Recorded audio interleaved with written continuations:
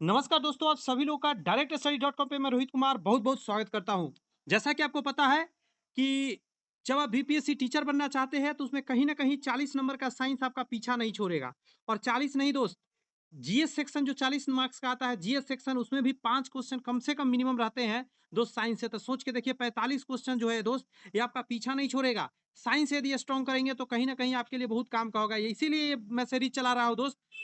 इसमें दोस्त मैं बात करूँ आपको बीपीएससी का, जी हाँ, एग्जाम में आया हुआ पूरा एनसीईआरटी और एससीईआरटी का पूरा बुक 6, 7, 8, 9, 10 ये इसको कवर कर रहे हैं दोस्त। सोच के देखिए कितना महत्वपूर्ण होने वाला है। आज डे 7 है। इससे पहले और भी 6 वीडियो आ चुके हैं जिसमें बहुत सारे चैप्टर हम लोग कर चुके हैं। 6 क्लास के सारे साइंस कंप्लीट हो गए हैं, 7 क्लास के चल रहे हैं और उसमें भी आप देख सकते हैं हम लोग बहुत आगे बढ़ चुके हैं। आज हमें अम्ल क्षार और लवण से करना है, बट थोड़ा सा पीछे वाले चैप्टर का कुछ पेज है, मतलब कुछ यहाँ पे बातें हैं, तो मैं इसे नहीं छोड़ूंगा। जब आ चुके हैं तो इसे भी मैं रगड़ दूंगा। हो सके पहले क्लास में पढ़ चुके होंगे, फिर भी हम इसको छोड़ेंगे नहीं। तो शुरुआत करते हैं, गौर से सुनेंगे मेरी बातों को। सबसे पहले लिखा गया है सभी गर्म पिंड। एक सेकंड दीजिए, मुझे मुझे लाइट जलाना पड़ेगा बैकग्राउंड से। एक सेकंड दीजिए मुझे। क्या है ना कि सूट अंधेरा में कर रहा हूँ तो आंख पर चुभ रहे हैं लाइट मोबाइल के। चलिए, कह रहा है सभी गर्म पिंड विकिरणों के रूप में ऊष्मा विकिरित करते हैं। मतलब जितने भी गर्म होते हैं उसमें से ऊष्मा बाहर निकलते रहते हैं। जब ये ऊष्मा विकिरण किसी अन्य वस्तु से टकराते हैं, किसी भी वस्तु से, तो इसका कुछ भाग परिवर्तित हो जाते हैं, कुछ भाग अवशोषित हो जाते हैं और कुछ भाग परागत हो जाता है। ऊष्मा के अवशोषण भाग के कारण वस्तु का ताप बढ़ जाता है। मान लेते हैं ऊष्मा गर्म चीज में से निकला, किसी दूसरे वस्तु पर गया, वो अपने अंदर कुछ ट्रैप कर लेता है ऊष्मा। धूप से बाहर जाते समय आपको छाते का उपयोग करना परामर्श दिया जाता है, इसलिए क्योंकि जब छाता लगाते हैं तो छाता से रिफ्लेक्ट हो जाता है, आपके सर तक नहीं आने देता है गर्मी को, छाता अपने आप तक रोक लेता है, इसीलिए आपको गर्मी डायरेक्ट आपके हीट सर मतलब परेशान नहीं कर पाता है। उसी तरह क्वेश्चन है, सर्दियों और गर्मियों में हमारे पहनने के वस्त्रों के प्रकार अलग अलग होते हैं। जैसे यहाँ पे जो दिया गया है, मैं इसको समझा देता हूँ, मैं कट कर देता हूँ, मैं अपने से समझा दूँ। देखिए, गर्मी के दिनों में पतले कपड़े, हल्के रंग के कपड़े आरामदेह लगते हैं, लेकिन गर्मियों में हार्ड कलर के, गाढ़े रंग के कपड़े और मोटे कपड़े पसंदीदा होते हैं। इसका कारण भी वही है, उष्मा को रोकना। परीक्षा से लिए इंपॉर्टेंट क्वेश्चन, मतलब कुछ बातें हैं। जैसे पहला कह रहा है, किसी वस्तु की उष्णता की कोटि ज्ञात करने के लिए हम सदैव अपनी स्पर्श इंद्रिया पर विश्वास नहीं कर सकते। बात समझ में आया? आगे कह रहा है, ताप किसी वस्तु की उष्णता को कोटि की माप है। ताप मापी युक्ति है जिससे कि ताप का पता लगता है कितना उस गर्म है कितना नहीं। आगे कह रहा है कि डॉक्टरी थर्मामीटर का उपयोग शरीर का ताप मापने के लिए किया जाता है। इस थर्मामीटर का जो परिसर होता है 35 डिग्री से 42 डिग्री, याद रखिएगा कि डॉक्टर का जो थर्मामीटर होता है कितना होता है, तो कहिएगा 35 डिग्री से लेकर सर 42 डिग्री होता है। अन्य प्रयोजनों के लिए प्रयोगशाला तापमापी का प्रयोग किया जाता है, जो 10 डिग्री से लेकर 110 डिग्री तक होता है, ये प्रयोगशाला वाला। आप कहेंगे सर ये प्रयोगशाला वाला लगा लेंगे शरीर में तो हमारा टेम्परेचर बता देगा, तो जी हाँ बता देगा। बट आप नॉर्मली यूज क्या करते हैं, डॉक्टरी थर्मामीटर जो 35 डिग्री से लेकर 42 डिग्री तक होता है। ये थर्मामीटर थोड़ा अलग तरीका का बना होता है, थोड़ा स्ट्रॉन्ग थर्मामीटर ज्यादा होता है। अगला पॉइंट कह रहा है कि मानव शरीर का सामान्य ताप 37 डिग्री सेल्सियस होता है। ये याद रखना है आपको, 37 degree Celsius, 37 degree Celsius, 37 degree Celsius. आगे कह रहा है, उष्मा उच्च ताप के पिंड से निम्न ताप के पिंड की ओर स्थानांतरित होती है। एक वस्तु से दूसरी वस्तु में उष्मा 3 प्रकरणों द्वारा स्थानांतरित हो सकती है। यह है चालन द्वारा, संवहन द्वारा, विकिरण द्वारा। ये 3 प्रक्रिया याद रखिएगा उष्मा एक जगह से दूसरे जगह जाने के लिए। अगला पॉइंट कर रहा है, ठोस में प्राय उष्मा चालन को स्थानांतरित होती है। मतलब ठोस में चालन द्वारा, देख रहे हैं हर हर स्थिति में अब बता रहा है, मैं बॉक्स कर रहा हूँ। ठोस में चालन द्वारा, द्रव एवं गैस में संवहन द्वारा, और विकिरण द्वारा अगर बात किया जाए तो हर माध्यम में हो सकता है, किसी भी माध्यम में ये हो सकता है, ठीक है। मतलब इसके लिए कोई माध्यम का जरूरत नहीं है, कहने का मतलब विकिरण जो है किसी माध्यम का जरूरत नहीं है। निर्वात में भी चल सकता है, हवा में भी चल सकता है, कोई गैसीय स्थिति में चल सकता है, लेकिन द्रव और गैस में संवहन द्वारा और चालन द्वारा। याद रखिए ठोस में तो देखिए ऐसे याद रखिए, ठोस पर हम चल सकते हैं तो चालन द्वारा। बात समझ में आ रहा है? संवहन मतलब बहना होता है, तो संवहन माने द्रव और गैस में बह सकते हैं तो संवहन द्वारा। अब विकिरण द्वारा हर किसी भी माध्यम में, कोई माध्यम का जरूरत नहीं है इसमें। जो पदार्थ अपने से होकर उष्मा को आसानी से प्रवाहित होने देते हैं उन्हें उष्मा चालक कहते हैं। यानी गर्मी जिसके अंदर से चला जाए, जितने भी मेटल होते हैं उसमें से गर्मी एक जगह से दूसरी जगह चले जाते हैं, तो इसको क्या बोलते हैं, उष्मा चालक बोलते हैं। अगला क्वेश्चन कह रहा है, गहरे रंग की वस्तुएं हल्के रंग की वस्तुओं की अपेक्षा उष्मीय विकिरणों के अच्छी तरफ शोषित करते हैं। मैं बोला ही हूँ, जो हार्ड कलर के होते हैं वो जल्दी विकिरण को पकड़ते हैं। इसीलिए क्या होते हैं, आपको मतलब गर्मी नहीं लगता है, रोक देता है। इसीलिए आप देखते होंगे कि सॉरी, आपको गर्मी ज़्यादा इसमें लगेगा। इसीलिए छाता जो बनाया जाता है वो कुछ किस कलर, उजला कलर का नहीं होता, काला रंग का छाता बनाया जाता है। काला बनाने का पर्पस होता है कि वो गर्मी को वहीं पे रोक ले। उजला छाता भी काम करेगा, उजला छाता रिफ्लेक्ट करेगा और वो ट्रैप करने से ज़्यादा गाढ़ा कलर का करेगा और आपके सर तक नहीं पहुँचने देगा। यही कारण है कि हल्के रंग के कपड़ा गर्मी में हम लोग पहनना ज़्यादा पसंद करते हैं। सर्दियों में ऊनी कपड़ा पसंदना पसंद करते हैं। चलिए, जो आज का हमारा सेशन है यहाँ से स्टार्ट रियल में करना था, लेकिन वो एक्स्ट्रा ज्ञान ले लिए जो दिया हुआ था पेज पे। अब हम लोग क्षारक और लवण, मतलब एसिड बेस एंड सॉल्ट की बात करेंगे। देखिए, ये थ्योरी क्लास बहुत इंपॉर्टेंट होता है, यहीं से ऑब्जेक्टिव भी क्वेश्चन रेडी होता है, आपको पता होना चाहिए। ऐसा नहीं सोचिए कि कहाँ से ऑब्जेक्टिव बनते हैं, ऑब्जेक्टिव यहीं से बनते हैं। यही जो सेशन जो हम लोग कर रहे हैं यहीं से पढ़ के देखते हैं। अम्ल अम्ल और क्षार के बारे में एक साथ बात कर रहा है। दही, नींबू का रस, संतरे का रस और सिरके का स्वाद खट्टा होता है। इस पदार्थों का स्वाद खट्टा इसलिए होता है क्योंकि इसमें अम्ल और एसिड होता है। ऐसे पदार्थ की रासायनिक प्रकृति अम्लीय होती है। एसिड शब्द की उत्पत्ति लैटिन शब्द से एसियार से हुई है, जिसका अर्थ होता है खट्टा। एसियर का मतलब होता है खट्टा, इसी से बना हुआ है एसिड। अगला कड़ा, इस पदार्थों में पाए जाने वाले अम्लीय प्रकृति अम्ल होता है। चलिए अब आगे बढ़ते हैं। खाने का सोडा, जिसको बेकिंग सोडा का स्वाद खट्टा नहीं होता है, जिसका मतलब है इसमें कोई अम्ल नहीं है, इसका स्वाद कड़वा होता है। बात समझ में आया, कड़वा होता है। ऐसे पदार्थ जिसका स्वाद कड़वा होता है और जो स्पर्श करने में साबुन जैसे लगते हैं, क्षारक कहलाते हैं। इस पदार्थों की प्रकृति क्षारीय कहलाती है, यानी चिकना आपको फील होगा। आगे कहता है, कोई पदार्थ अम्लीय अथवा क्षारीय, इसका परीक्षण करने के लिए विशेष प्रकार के पदार्थों का उपयोग किया जाता है, जिसे सूचक के नाम से जानते हैं। कोई एसिड है या बेस है, कैसे पता चलेगा? तो आप कहिएगा सर उसको हम सूचक के द्वारा पता करेंगे। अगला पॉइंट कह रहा है, सूचकों को जब अम्लीय अथवा क्षारकीय पदार्थ युक्त विलयन में मिलाया जाता है, ठीक है, में मिलाया जाता है, तो उनका रंग बदल जाता है। हल्की लिटमस, गड़हुल की पंखुड़ियाँ आदि की प्रकृति के रूप में सूचक जाना जाता है। हल्दी हो गया, लिटमस हो गया, गुड़हल की फूल हो गया, ये सब क्या है? तो कहिएगा प्राकृतिक सूचक है। आपको बता दें, गुड़हल का फूल का नॉर्मल जो कलर होता है वो पिंक कलर का होता है, गुलाबी होता है। लेकिन जब ये सीड में जाएगा तो मैजेंटा कलर हो जाता है और हरा रंग हो जाता है आपको क्षार में जाकर। इसको ध्यान रखिएगा थोड़ा सा, ये क्वेश्चन आया हुआ था, मैंने प्रैक्टिस सेट में कराया था। एसिटिक अम्ल, सिरका किसमें पाया जाता है? एसिटिक अम्ल कहाँ पाया जाएगा? तो सिरका के अंदर रहता है। फॉर्मिक अम्ल चींटी की डंक में रहता है। सिट्रिक अम्ल कहाँ रहता है? तो नींबू कुल के सिट्रिक फल जितने भी है, संतरा, नींबू, ये सभी में रहता है। लैक्टिक अम्ल दही में रहता है। ऑक्जेलिक अम्ल पालक वाला याद रखिए, बहुत इंपॉर्टेंट है पालक वाला। एस्पोरिक अम्ल विटामिन सी, आंवला और सिट्रिक फल में भी रहता है ये। अगला कहा जा रहा है, टाटरी का इमली, अंगूर, कच्चे आम आदि में रहते हैं। ऊपर बताया गया सभी अम्ल प्रकृति में पाए जाते हैं। ये सब मानव नहीं बनाता है, प्रकृति में पाए जाते हैं। कैल्शियम हाइड्रोक्साइड, ये बेस है, ये सब समझ गए। कैल्शियम हाइड्रोक्स चूने का पानी में पाया जाता है, कैल्शियम हाइड्रोक्साइड। अमोनियम हाइड्रोक्साइड कर रहा है, खिड़की के कांच आदि साफ करने के लिए प्रयुक्त मार्जक जो होता है उसमें क्या होता है? अमोनियम हाइड्रोक्साइड होता है। आगे कहता है, सोडियम हाइड्रोक्साइड और पोटेशियम हाइड्रोक्साइड जो होता है साबुन में मिल जाएगा आपको। सोडियम हाइड्रोक्साइड, पोटेशियम हाइड्रोक्साइड, जब साबुन मुंह वगैरह में लगाते हैं तो देखते होंगे थोड़ा सा करवाहट जैसा फील आता है। मैग्नीशियम हाइड्रोक्साइड कर रहा है, दूधिया मैग्नीशियम, मिल्क ऑफ मैग्नीशिया के अंतर्गत आपको मिल जाएगा ये चीज।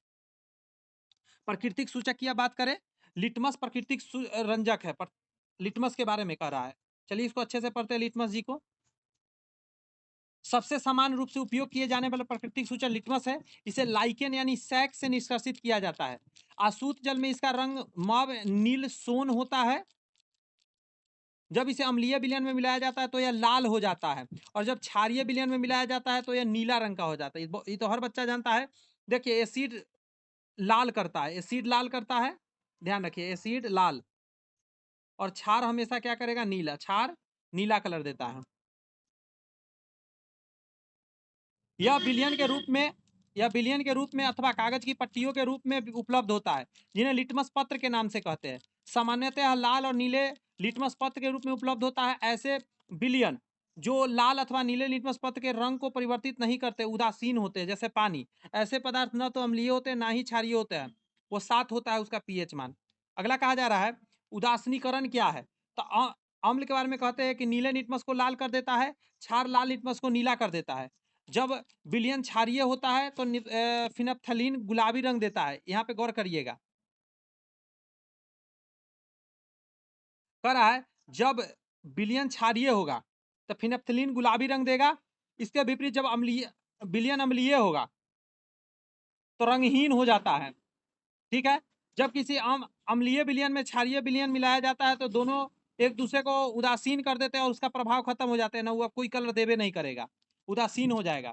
इसको न्यूट्रलाइजेशन रिएक्शन बोलते हैं, उदासीनीकरण अभिक्रिया बोलते हैं। इसके द्वारा नमक बन जाता है और पानी बन जाता है। बात समझ में आया? जब किसी अम्ल और क्षार के विलयन को उचित मात्रा में मिलाया जाता है तो विलयन की प्रकृति न तो अम्लीय रह जाती है ना ही क्षारीय रह जाती है। दूसरे शब्दों में अम्ल तथा क्षारक दोनों जो है अपनी प्रकृति लुप्त कर देती है। इस प्रकार बना विलयन न तो अम्लीय होता है ना ही क्षारीय होता है। आगे कहता है उदासीनीकरण अभिक्रिया में सदैव ऊष्मा निकलती है, यानी हीट पैदा होगा, अर्थात निर्मुक्त होती है, यानी बाहर निकलती है। निर्मुक्त ऊष्मा से अभिक्रिया मिश्रण का ताप बढ़ जाता है, या हाथ भी जल सकता है अगर हाथ उसमें चला जाए तो। आगे कह रहा है उदासीनीकरण अभिक्रिया में नया पदार्थ निर्मित होता है जो लवण कहलाता है। ध्यान रखिएगा, बहुत इंपॉर्टेंट बात होगी, यानी एसिड और बेस मिलकर लवण बनता है, नमक। लवण भी लवण अम्लीय, क्षारीय अथवा उदासीन प्रकृति का हो सकता है। अब ये चीज समझिए जरा, मैं यहाँ पे बोल के समझाऊंगा, बहुत काम का बात बताने जा रहा हूँ। ये पूछा जाता है कि अम्लीय लवण क्या है, क्षारीय लवण क्या है, उदासीन लवण क्या है। तो देखिए पहले उदासीन से शुरू करते हैं। उदासीन लवण कब बनता है? जब, गौर से मेरी बात सुनिएगा, स्ट्रॉन्ग एसिड और स्ट्रॉन्ग बेस आपस में मिल रहा है तो हमेशा उदासीन बनेगा वो, जो नमक बनेगा। और ध्यान रखिएगा, अगर बीक एसिड है और बीक बेस है तो भी उदासीन ही बनेगा। याद रहेगा? अब आप गौर से सुनिए। अब कनेक्शन, यदि एसिड स्ट्रॉन्ग है और बेस वीक है, यदि एसिड स्ट्रॉन्ग है और बेस जो है वीक है, तो ये जो बनेगा अम्लीय लवण बनेगा। इसमें अम्ल का गुण ज्यादा दिखेगा, अम्लीय लवण बोलते हैं इसको। अगर एसिड वीक है, गौर से मेरी गोल कर रहे उस पर देखिएगा, वीक है और बेस स्ट्रॉन्ग है, बेस स्ट्रॉन्ग है, क्षार यानी स्ट्रॉन्ग है, तो क्षारीय लवण बनेगा। मैंने समझा दिया बहुत काम की बात। समझ में आया तो ठीक, नहीं आया तो थोड़ा रिवाइंड करके पीछे देख लीजिए, क्योंकि बड़ी काम का बात समझाएं अभी। कहाँ चला गया जी? एक मिनट दीजिए, हाँ यहीं से पढ़ाना है। अब सुनिएगा जरा। कराता उदासीनीकरण को निम्न रूप से परिभाषित किया जा सकता है। किसी अम्ल और किसी क्षार के बीच होने वाले अभिक्रिया उदासीनीकरण कहलाती है। इस प्रकार में ऊष्मा के निर्मुक्त होने के साथ साथ लवण और जल निर्मित होती है। ये याद रखना आपको, क्या निर्मित होती है। आपके सामने यहाँ पे दे दिया है कि इसको समझ लीजिए। ऊष्मा निकलेगा, गर्म तो होगा ही होगा, लवण बनेगा, जल बनेगा, अम्ल और क्षार आपस में मिलेगा। एक खूब सुंदर सा रिएक्शन दिया गया, हम लोग खूब नमक घर में खाते हैं, वो रिएक्शन आप याद करिए कम से कम, जो नमक कहाँ से बन रहा है आप तो पता तो चले। तो देखिए, स्ट्रॉन्ग है हाइड्रोक्लोरिक एसिड और सोडियम हाइड्रोक्साइड बेस है जो स्ट्रॉन्ग है, तो नमक बना, ये ना अम्लीय है ना क्षारीय है, ये साधारण नमक है NaCl। और जल बना और गर्मी तो बनेगा ही बनेगा, उष्मा। यहाँ पे एक टॉपिक आया है जिसको अम्ल वर्षा बोलते हैं। तो अम्ल वर्षा क्या है उसे आइए पढ़ लेते हैं बॉक्स के अंदर। जब वर्षा जल में अम्ल की मात्रा अत्यधिक होती है तो अम्ल वर्षा कहलाती है। वर्षा जल अम्लीय इसलिए हो जाती है क्योंकि कार्बन डाइऑक्साइड, सल्फर डाइऑक्साइड और नाइट्रोजन डाइऑक्साइड, ये तीन चीज पर ध्यान रखिएगा।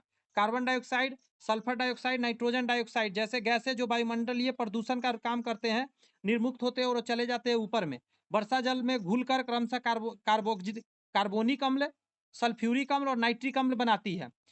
अम्ल वर्षा भवन, ऐतिहासिक इमारतों और पौधे जंतु सभी को क्षति पहुंचाते हैं। यहाँ तक कि मनुष्य के शरीर में तरह तरह की बीमारी भी पैदा करते हैं। कहा जाता है ताजमहल का कलर फेड हो गया, यानी व्हाइट से पिलॉन पर गया है। कारण क्या है? अम्लीय वर्षा। इसलिए उसके आसपास CNG के सारे ऑटो वगैरह चलते हैं, वहाँ पे मतलब धुआं धुक्कुर वाला चीज नहीं करा जाता है सरकार की तरफ से। दैनिक जीवन में उदासीनीकरण के उदाहरण अब देखिए। अपचा मतलब कि इसको क्या बोलते हैं? अपाचन। सबसे पहले पढ़िए, हमारे अमाशय में हाइड्रोक्लोरिक अम्ल HCl निकलता है, पाया जाता है। यह भोजन के पाचन में हमारी सहायता करता है, बहुत अच्छी बात है। लेकिन अमाशय में अम्ल की आवश्यकता से अधिक मात्रा होने से अपाचन हो जाता है हमारे शरीर में। अपाचन समझते हैं, जिसको देसी भाषा में ढोइनी ढेकार देना बोलते हैं या एसिडिटी बन जाना बोलते हैं। आगे आइए, कहता है कभी कभी अपाचन काफी कष्टदायक होता है, जलन पैदा करने लगता है। अपाचन से मुक्ति पाने के लिए हम दूधिया मैग्नीशियम, गौर से सुनिएगा, दूधिया मैग्नीशियम जैसे कोई प्रति अम्ल, जिसको हम लोग इनो बोलते हैं, जिसमें मैग्नीशियम हाइड्रोक्साइड होता है या अत्यधिक अम्ल के प्रभाव को उदासीन कर देता है, वो हम लोग ले लेते हैं, इनो ले लेते हैं। इनो में यही दोनों चीज रहता है, मैग्नीशियम रहता है और दूधिया मैग्नीशियम और मैग्नीशियम हाइड्रोक्साइड रहता है, और यही हमारे शरीर को फिर ठीक कर देता है। अब ये चींटी के डंक को पढ़ते हैं। चींटी के डंक भी हमको बहुत दुख देता है काटने के बाद। चींटी का डंक में फॉर्मिक अम्ल होता है, ये रट के रखिए, बहुत बार पूछा गया एग्जाम में। जब चींटी काटती है तो यह त्वचा में अम्लीय द्रव डाल देती है। डंक के प्रभाव को नमी युक्त खाने का सोडा, सोडियम हाइड्रोक्साइड कार्बोनेट अथवा कैलेमाइन, गौर से सुनिए, कैलेमाइन विलयन मिलाकर उदासीन किया जा सकता है, जिसमें जिंक कार्बोनेट होता है। सीधा याद रखिए ना, घर में सोडा वगैरह होता है ना, आप सोडा लगाइए, चीटी उटी काट ले तो वहाँ सोडा लगा दीजिए, जल्दी ठीक करेगा। ये सब चीज कहाँ खोजते चलेंगे आप। मृदा उपचार, एसिडिटी बढ़ जाता है, आप देखते होंगे पानी वगैरह लग जाए खेत वगैरह में तो उसमें चूना डाला जाता है उसको मेंटेन करने के लिए। रासायनिक उर्वरकों का अत्यधिक उपयोग मृदा को अम्लीय बना देता है, अम्लीय समझ रहे, एसिडिक बना देता है। यदि मृदा अत्यधिक अम्लीय अथवा अत्यधिक क्षारीय हो तो पादप पौधे की वृद्धि अच्छी नहीं होती है। जब मृदा अत्यधिक अम्लीय होती है तो उसे बिना बुझा हुआ चूना यानी कैल्शियम ऑक्साइड अथवा बुझा हुआ चूना कैल्शियम हाइड्रोक्साइड जैसे क्षारकों द्वारा उपचारित किया जाता है। ज्यादातर जो खेत खलिहान होता है ना, उनमें एसिड ही बनता है, बेस नहीं बनता, ध्यान रखिएगा। एसिड तो उसमें चूना मिला के उसको सही किया जाता है। आम वगैरह के पेड़ उड़ में देखेंगे या खेत खलिहान में चूना छीटा जाता है, यहाँ तक कि मछली जो पाला जाता है उसमें भी थोड़ा बहुत चूना छीटा जाता है, जो एसिडिक हो जाता है उसके मल मूत्र से। बात को समझिए ना, अरे हर बात इसमें है, कितना क्वेश्चन एग्जाम में टकराएगा, आप देखते रहिएगा। बहुत लोग बोलते हैं कि क्या पढ़े क्या नहीं, अरे इस सब चीज को पढ़िए अच्छे से। यदि मृदा क्षारीय हो तो इसमें सदैव पदार्थ मिलाए जाते हैं, इसमें जैव पदार्थ मिलाए जाते हैं। जैव पदार्थ मृदा में अम्ल निर्मुक्त करते हैं, जो कि उसकी क्षारीय प्रकृति का उदासीन कर देता है। मतलब समझे, जैव पदार्थ जितना भी पेड़ पौधा जो होता है ना, साग सब्जी का छिलका उलका, ये सब चीज मिलाया जाता है, बर्मी कंपोस्ट मिलाया जाता है, केचुआ से जो बनता है। बात समझ में आ रहा है, ये सभी जो होते हैं क्षारीय प्रकृति के होता है और एसिडिक रहता है जमीन, दोनों मिलके क्या बन जाएगा, खुद सोचिए कितना फायदेमंद चीज बनेगा, न्यूट्रलाइजेशन होगा और फिर से मिट्टी एकदम टकाटक बढ़िया हो जाएगा। चलिए अब देखिए, कारखानों का अपशिष्ट, गौर से सुनिएगा जरा। अनेक कारखानों के अपशिष्ट कचरे में अम्लीय पदार्थ मिश्रित होते हैं। यदि ऐसे अपशिष्ट पदार्थों को सीधे ही जलाशयों में बहा दिया, विसर्जित किया जाए तो मछली और अन्य जलीय जीव अम्ल के कारण नष्ट हो जाएंगे। अतः कारखाने के अपशिष्ट को जलाशयों में विसर्जित करने से पहले क्षारीय पदार्थ मिलाकर उदासीन कर दिया जाता है, तब जाके उसको कहाँ डाला जाता है, तो पानी में डाला जाता है। बट कौन ये सब करता है, ज्यादातर तो ऐसे ही डाल देता है, गंगा को खराब कर रहा है सब मिलके, गंगा यमुना को। अम्ल स्वाद में खट्टे होते हैं, क्षारकों का स्वाद कड़वा होता है तथा इसका स्पर्श साबुन जैसा होता है। किसका, क्षारक का साबुन जैसा होता है। अम्ल नीले लिटमस को लाल करेगा, क्षारक लाल लिटमस को नीला करेगा। वे पदार्थ जो न तो अम्लीय होते हैं ना ही क्षारीय होते हैं वो उदासीन कहलाते हैं। बात को समझिए, सारे क्वेश्चन ही है, याद रखिएगा दोस्त, हर लाइन क्वेश्चन ही था इसका। अम्ल और क्षार एक दूसरे को उदासीन करके लवण बनाते हैं। लवण अम्लीय, क्षारीय और उदासीन प्रकृति के होते हैं। चलिए, भौतिक एवं रासायनिक परिवर्तन देख लीजिए, उसमें 11 चैप्टर हम लोग पहले 10-11 चैप्टर अच्छे से कर थे क्लास 6 में, सारा 6 वीडियो के अंदर सब हो चुका है। और आज हम लोग छठा चैप्टर में पहुंच चुके हैं, ये क्लास 7 का चल रहा है। जी हाँ, एनसीईआरटी और एससीईआरटी का मिला हुआ। भौतिक और रासायनिक परिवर्तन पढ़ते हैं अब जरा। सबसे पहले भौतिक परिवर्तन को रगड़ देते हैं। पहले कह रहा है, पदार्थ के आकार, अमाप यानी अमाप मतलब साइज होता है, रंग और अवस्था में जैसे गुण उसके भौतिक गुण कहलाते हैं। वह परिवर्तन जिसमें किसी पदार्थ के भौतिक गुणों में परिवर्तन हो जाता है भौतिक परिवर्तन कहलाता है। भौतिक परिवर्तन सामान्य उत्क्रमणीय होता है, मतलब इधर से इधर का जो आइटम है वो इधर चला जाएगा और फिर इधर का आइटम जो है इधर आ सकता है। बात समझ में आ रही है, कहेंगे जी सर समझ में आ रहा है, बढ़िया से आ रहा है। ऐसे पदार्थ में कहा जाता है कोई नया पदार्थ नहीं बनता है। जैसे पानी को आप बर्फ कर दीजिए, फिर बर्फ से पानी कर लीजिए, ये भौतिक परिवर्तन के अंतर्गत है। कागज के मोड़ दीजिए फिर सीधा कर दीजिए, ये सब भौतिक परिवर्तन है। अगला, रासायनिक परिवर्तन को बढ़िया से समझने की कोशिश करते हैं क्योंकि यहाँ से क्वेश्चन बनते हैं। लोहे में जंग लगना एक ऐसा परिवर्तन है जिसमें आप भली भांति परिचित है। यदि आप लोहे के एक टुकड़े को कुछ दिनों के लिए खुला छोड़ दे तो इस पर भूरे रंग के पदार्थ परत जम जाती है, यह पदार्थ जंग कहलाता है। तो याद रखिएगा जंग क्या होता है। और यह प्रक्रम जंग लगना कहलाता है, प्रक्रिया को जंग लगना कहलाता है। पार्क अथवा लॉन आदि के लोहे के दरवाजे अथवा बगीचे या पार्क आदि में रखी लोहे की बेंच और लोहे की लगभग कोई भी वस्तु जो खुले में रखी जाती है जंग लग जाती है और कुछ दिनों बाद उसका भारीपन आ जाता है और खराब हो जाती है वो। घर में रखी कुल्हाड़ी, हथौड़ा आदि कुछ को वायु में कुछ दिनों तक खुला रख देने पर उसमें जंग लग जाती है। रसोई में लोहे का गीला तवा कुछ समय तक खुला छोड़ देने पर उसमें जंग लग जाती है। जंग लोहा नहीं है, जंग लोहा नहीं है, याद रखिएगा, यहां से क्वेश्चन बना हुआ है। जंग उस पदार्थ लौ से भिन्न होता है जिस पर यह लगती है। आइए आगे पढ़ते हैं। भस्म को जल में घुलने पर एक नया पदार्थ बनती है। भस्म समझते हैं, क्षार का ही एक रूप है जो जल में घुल सकता है। सारा क्षार जल में नहीं घुलता, ध्यान रखिएगा। जो जल में घुल जाएगा उसी को हम लोग भस्म बोलते हैं। भस्म को जल में घुलने पर यह नया पदार्थ बनाती है। इस परिवर्तन को निम्नलिखित समीकरण के द्वारा लिखा जा सकता है। जैसे मैग्नीशियम ऑक्साइड MgO प्लस जल, तब मैग्नीशियम हाइड्रोक्साइड MgOH का होल ट्वाइस बनता है। अगला टॉपिक आ रहा है, मैग्नीशियम हाइड्रोक्साइड एक क्षारक है। ध्यान रखें, क्षारक तैयार हो गया। आगे कह रहा है मैग्नीशियम हाइड्रोक्साइड एक नया पदार्थ है जो मैग्नीशियम के जलने पर बनता है। मैग्नीशियम हाइड्रोक्साइड एक अन्य नया पदार्थ है जो मैग्नीशियम हाइड्रोक्साइड को जल में घोलने घोलने पर बन जाता है। नेक्स्ट टॉपिक कह रहा है लोहे की कील पर भूरा निक्षेप कॉपर या तांबे की परत के कारण होता है जो एक अन्य नया पदार्थ है। देख रहे हैं आप, लोहे लोहे की कील पर भूरा निक्षेप कॉपर या तांबे की परत के कारण होता है जो एक अन्य नया पदार्थ है। इस प्रक्रिया को निम्न प्रकार से व्यक्त किया जा सकता है कॉपर सल्फेट विलयन CuSO4। ठीक है, नीचे 4 लिखना था, ऊपर लिख दिया गलती से, यहाँ 4 लिखा था नीचे एकदम छोटा सा। ठीक है, क्या कहता है जिसको नीला थोथा बोलते हैं, ये याद रखिए कई बार एग्जाम में आया कि नीला थोथा का सूत्र क्या है, तो CuSO4 को नीला थोथा बोला जाता है। लोहा आयरन सल्फेट जिसको बोलते हैं FeSO4। ये क्या कैसे कर दिया,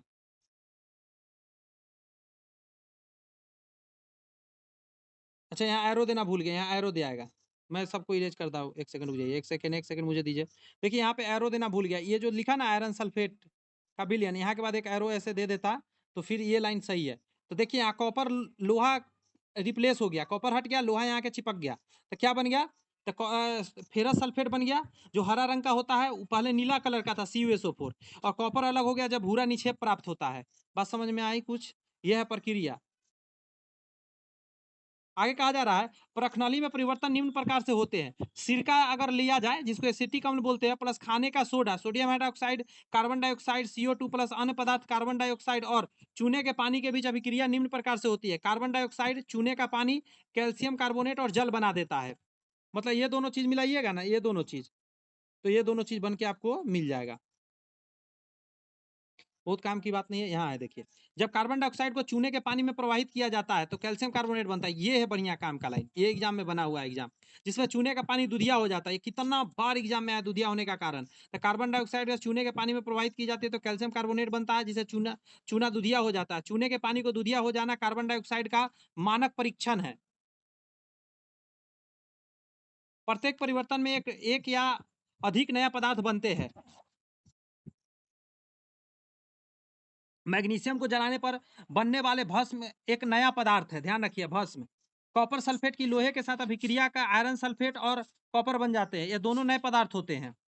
कॉपर लोहे के ब्लेड पर निक्षेपित हो गया था। सिरका और खाने के सोडा को अभिक्रिया को कार्बन डाइऑक्साइड बनी थी जिससे चूने की पानी दुधिया हो गई थी। ये सारा नया पदार्थ है, सभी रासायनिक अभिक्रिया है, रासायनिक परिवर्तन है।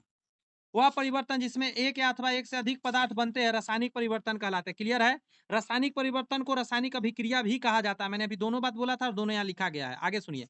रासायनिक परिवर्तन हमारे जीवन में अत्यधिक महत्वपूर्ण है। सभी नए पदार्थ रासायनिक परिवर्तन के परिणाम स्वरूप ही बनते हैं। उदाहरण के लिए यदि किसी, गौर से सुनिए, यदि किसी अयस्क से धातु का निष्कर्षण करना हो, जैसे लोहा से लोहा लेना हो, इससे हम निश्चित क्रम में रासायनिक परिवर्तन करने पड़ते हैं। औषधि भी रासायनिक अभिक्रिया के श्रृंखला के अन्योत्पादित होते हैं। मतलब आप जानते हैं दवा वगैरह जितना चीज बनता है उसमें कहीं ना कहीं हम लोग क्या करते हैं, तो रासायनिक अभिक्रिया ही हुआ हर जगह हो रहा होता है। बात समझ में आ रही है, यानी रासायनिक अभिक्रिया का महत्व समझिए कितना ज्यादा हमारे लाइफ में। अगला कह रहा है, पढ़िए जरा बढ़िया से, ये सब पॉइंट को पढ़िए समझिए, मैं सारा समझा रहा हूँ थ्योरी। उपयोगी नए पदार्थ जैसे प्लास्टिक और अपमार्जों को डिटर्जेंट बोलते हैं, वो रासायनिक अभिक्रिया द्वारा ही बनाया जाता है। वास्तव में प्रत्येक नए पदार्थ की खोज रासायनिक परिवर्तन का अध्ययन करके ही किया जाता है। अगला टॉपिक कह रहा है कि रासायनिक परिवर्तन में एक या एक से अधिक नए पदार्थ निर्मित होते हैं यानी बनते हैं। नए उत्पादों पदार्थों के अतिरिक्त रासायनिक परिवर्तन में निम्न घटनाएं भी हो सकती है। क्या क्या हो सकता है, विशेषता आप सुनते रहिएगा। सबसे पहला पॉइंट है कि रासायनिक अभिक्रिया रासायनिक परिवर्तन में ऊष्मा प्रकाश अथवा किसी अन्य प्रकार के विकिरण, उदाहरण के लिए पराबैंगनी या निर्मुक्त, बाहर निकल सकते हैं अथवा अवशोषित हो सकते हैं। बाहर भी निकल सकता है या उसके अंदर जा सकता है, खत्म हो सकता है। ध्वनि का उत्पन्न होना, ध्वनि का उत्पन्न होना, आवाज हो सकता है, जैसे हम कोई चीज जलाते हैं तो वहाँ आवाज आता है। अगला कहता है गंध में परिवर्तन होना अथवा किसी नई गंध का परिवर्तन होना। कुछ दिन, 1 से 2 दिन चावल छोड़ दीजिए, महकने लगेगा, तो सब क्या हो रहा है, रासायनिक परिवर्तन शुरू है। रंग में परिवर्तन, कलर बदल जाते हैं, फेड हो जाते हैं या कुछ और कलर में बदल जाते हैं। गैस बन सकता है कुछ ना कुछ। चलिए, ये सब चीज नया उत्पन्न हो सकता है रासायनिक परिवर्तन या रासायनिक अभिक्रिया में। मैग्नीशियम के फीते का जलना एक रासायनिक परिवर्तन है। कोयला, लकड़ी अथवा पत्तियों का जलना भी रासायनिक परिवर्तन है। वास्तव में किसी भी पदार्थ का जलना एक रासायनिक परिवर्तन है। जलने के साथ सदैव उष्मा यानी गर्मी का निर्माण हो जाता है। पटाखों का विस्फोट एक अन्य रासायनिक परिवर्तन है। ऐसे विस्फोट से ऊष्मा भी उत्पन्न हो गया, प्रकाश भी हुआ और ध्वनि और रुचिकर गैसें उत्पन्न हो जाती है, जो वायुमंडल को प्रदूषित करती है। इसीलिए आपको पटाखे न जलाने की सलाह दी जाती है। लेकिन मजा तो आता है ना? कहिएगा कि सर मजा बहुत आता है, चमकदार आवाज, मजा आ जाता है। जब भोजन सामग्री बासी हो जाता है अथवा सड़ गल जाती है तो उसमें दुर्गंध आने लगती है। यदि सेब को काटने के बाद तत्काल न खा लिया जाए तो उसके काटे हुए टुकड़े भूरे रंग के हो जाते हैं। ऐसा प्रत्येक स्थिति में रंग का परिवर्तन वास्तव में किसी नए पदार्थ अथवा पदार्थों के बनने की कारण हो सकती है। क्लियर है? सोडियम के कारण उसका कलर चेंज होता है, ध्यान रखिएगा। सेब का ओजोन परत के बारे में पढ़िए। वायुमंडल में ओजोन की परत सूर्य के प्रकाश में उपस्थित हानिकारक पराबैंगनी किरण को रोक देती है आने से। ओजोन पराबैंगनी किरण को अवशोषित कर लेती है और ऑक्सीजन में परिणित हो जाती है। ऑक्सीजन ओजोन से भिन्न होता है। अब कहिएगा ये क्या है सर, समझ में नहीं आ रहा था। देखिए ओजोन है O3, विकिरण इसके साथ मिल गया तो O2 बन जाता है। यही ऑक्सीजन हम लोग के लिए यूजफुल है। अरे यार, डर गया मैं, कीड़ा एक ठो आके देह पे बैठ गया। यदि ओजोन द्वारा पराबैंगनी विकिरण अवशोषित नहीं होती तो पृथ्वी की सतह पर पहुंचकर हमें और अन्य जीवों को हानि पहुंचाती है। ओजोन इस विकिरण से हमें सुरक्षा प्रदान करते हैं, प्राकृतिक आवरण की तरह कार्य करता है, हमारे ढके रहता है पूरे पृथ्वी को। आगे कहा जा रहा है लोहे में जंग लगना। यह एक ऐसा परिवर्तन है जो लोहे की वस्तु को प्रभावित करता है, धीरे धीरे नष्ट कर देता है। चूंकि लोहे का उपयोग सेतु, पुल, जहाज, कार, ट्रक आदि ढांचा बनाने में, अन्य वस्तुओं को बनाने में किया जाता है। अतः जंग लगने के कारण वाले हानि से बहुत अधिक होती है। जंग लगने की प्रक्रिया को निम्नलिखित समीकरण द्वारा देख सकते हैं। ये समीकरण भी आपको याद होना चाहिए, बहुत अच्छा रहेगा अगर याद रहेगा आपको तो। देखिए लोहा में ऑक्सीजन मिला और जल मिला, दोनों मिलना बहुत जरूरी है, जल का भी होना जरूरी है। तब जाके क्या होता है, Fe2O3 बन जाता है, आयरन ऑक्साइड। यही है आपका Fe2O3। जंग जंग Fe2O3 को बोलते हैं, याद रखिएगा, इस चीज को भूलिएगा मत। जंग लगने के लिए ऑक्सीजन और जल, गौर से सुनिएगा, अथवा वाष्प, जल वाष्प दोनों की उपस्थिति अनिवार्य है। वास्तव में यदि वायु में आर्द्रता की मात्रा अधिक हो अर्थात नमी अधिक हो तो जंग जल्दी लगने लग जाती है। बरसात के दिन में कोई चीज में जंग बहुत लगता है। लोहे की वस्तु को ऑक्सीजन अथवा जल अथवा दोनों के संपर्क में आने से बचाकर ही ऐसा किया जा सकता है कि उसको बचा सकते हैं। इसका एक सरल उपाय उन पर पेंट अथवा ग्रीस लगा देना होता है। अगर आप उस पर कोई चीज ग्रीस लगा दीजिए या उस पे पेंट कर दीजिए तो क्या हो जाएगा, उसमें जंग नहीं लगेगा। वास्तव में लोहे को सभी वस्तुओं पर नियमित रूप से पेंट अथवा ग्रीस की परत चढ़ाते रहना चाहिए, जिससे उसमें जंग लगने से रोका जा सके। एक अन्य उपाय लोहे के ऊपर क्रोमियम अथवा जस्ता जैसे किसी धातु की परत चढ़ा दिया जाए। लोहे पर जिंक की परत चढ़ने पर का प्रकर्म यसद लेपन, जिसको इंग्लिश में गैल्वेनाइजेशन कहलाता है। अपने घरों में पानी की आपूर्ति के लिए उपयोग होने वाले लोहे के पाइप यसद लेपित होते हैं, जिसमें उसमें जंग नहीं लगती है। चाहे टोटी वगैरह जो होता है, आजकल तो स्टील का प्रयोग होने लगा है जो कि जंग से बचाने के लिए। पानी की जहाज लोहे के बने होते हैं और उसका एक भाग हमेशा पानी में डूबा रहता है। पानी के ऊपर के भाग भी जल की बूंदें गिरती रहती है। यही नहीं, समुद्र के पानी में अनेक लवण भी पाए जाते हैं। लवण युक्त जल जंग लगने के प्रक्रम के दर को बढ़ा देती है। अतः जहाज पर पेंट करने के बाद भी उन्हें जंग लगने से काफी क्षति होती है। जहाजों के लोहे के कुछ भाग को बदलना प्रतिवर्ष आवश्यक हो जाता है। उसमें बहुत चीज चेंज होते रहता है, एकदम ही सही लाइन लिखा है। जहाज वगैरह जो होते हैं उसमें बहुत चीज चेंज होते हैं। अगला सुनिए, स्टेनलेस स्टील लोहे में कार्बन और क्रोमियम, निकेल तथा मैग्नीशियम जैसे धातु को मिलाकर बनाया जाता है, इसमें जंग नहीं लगती है। ये लाइन याद कर लीजिए, स्टेनलेस स्टील है उसका नाम, कार्बन, क्रोमियम और निकेल और मैग्नीज, क्या क्या है, कार्बन है, कार्बन, जी हाँ, नॉन मेटल है, ये भी मिलता है, कार्बन, क्रोमियम, निकेल, मैग्नीज, ये सारे मिलाकर स्टेनलेस स्टील बनाते हैं, जो कि जंग नहीं लगता है और बहुत ज्यादा स्ट्रांग भी होता है, हार्ड भी होता है। क्रिस्टलीकरण क्या है, तो कहता है साधारण नमक, जिसको लवण बोलते हैं, को समुद्र जल के वाष्पन द्वारा प्राप्त किया जाता है। इस प्रकार प्राप्त होने वाले नमक शुद्ध नहीं होते, उसे क्रिस्टल छोटे होते हैं, उसके क्रिस्टल छोटे होते हैं। इस प्रकार प्राप्त नमक के क्रिस्टलों के आकार को स्पष्ट रूप में नहीं देखा जा सकता है। तथापि किसी पदार्थ के शुद्ध अथवा बड़ी आमाप की क्रिस्टल उनके बिलियन से प्राप्त किया जा सकते हैं। यह प्रक्रिया क्रिस्टलीकरण कहलाती है।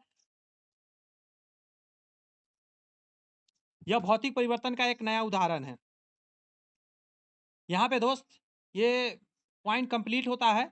बस आपसे इतना ही रिक्वेस्ट करेंगे, यदि मेरा पढ़ाया हुआ बातें समझ में आई है तो प्लीज लाइक बनता है, सब्सक्राइब करिए, बातों को समझिए, एकदम 100% ऑथेंटिक चीज आपके लिए लाता हूं दोस्त। एक भी इधर उधर की चीज नहीं लाता हूं, ना फालतू आपसे बातें करता हूं। तो आपका जिम्मेदारी भी है, सीरियस हो जाइए, बातों को समझिए, चैनल सब्सक्राइब करके बेल आइकन प्रेस कर लीजिए। खुश रहिए, मस्त रहिए, खूब पढ़ते रहिए दोस्त। मिलते हैं नेक्स्ट वीडियो में, तब तक के लिए all the best, bye bye, thank you.